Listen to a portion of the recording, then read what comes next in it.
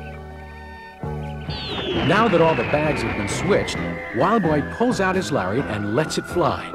He runs and swings out onto the lariat.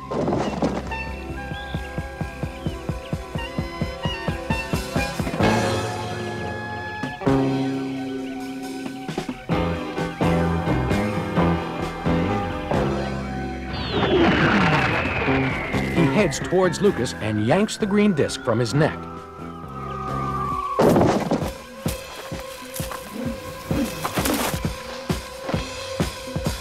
Now, big boy. Fire!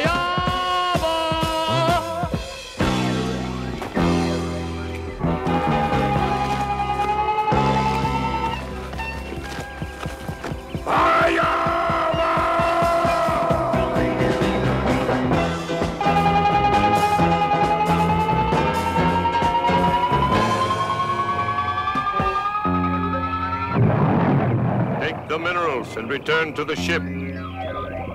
Zorad and Thotor realize that they are trapped.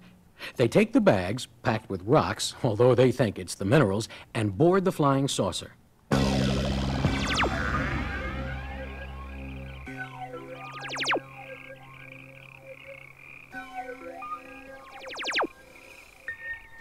Susie runs in, pulling the control boxes off the woman, the man, and the diver.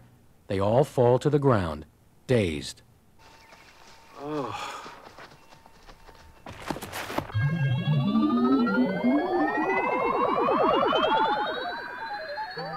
They hear a strange sound and look to see the flying saucer rise and disappear into the sky. Think they'll be back? Not when they discover the minerals are worthless. But if they do, we'll be ready for them. While we're here, no one will destroy our forest. La mana, Kool.